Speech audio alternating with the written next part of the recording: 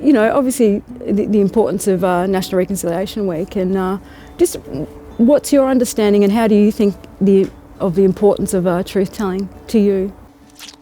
Well, it's incredibly important.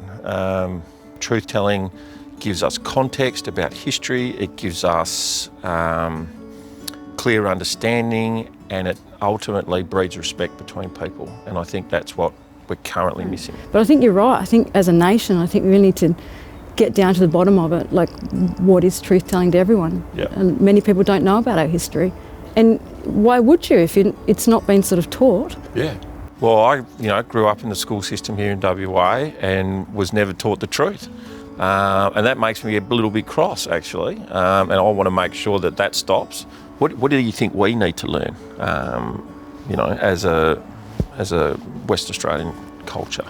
I think to start with, it's the little things. I think people don't understand the small differences in culture. So, you know, as a youngster, it seems sort of, I don't know, a bit mundane. But when I grew up, the first thing I had to do if the family came over, little things is like, you know, your kids have got to put the kettle on. They've got to sort of, you know, make the cups of tea for the aunties, and they've sort of got to make sure that you care for your elders. So that's the first sort of step, care for your elders and what that means. And why would we do that? It's because they talk to us about our history.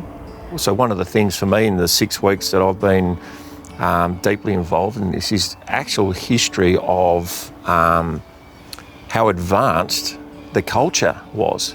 We're talking about 50,000 years in front of the Egyptians. So we get taught about the Egyptians made pyramids and all this sort of stuff. But Aboriginal people were sustainably farming.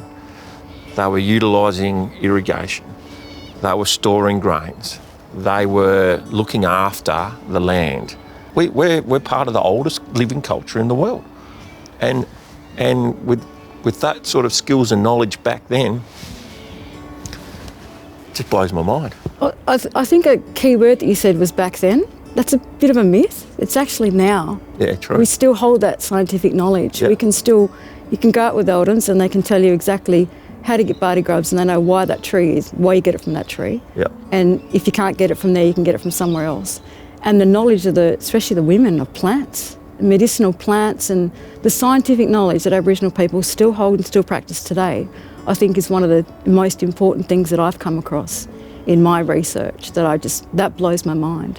It's crazy, and that's now. Yeah. That's still now.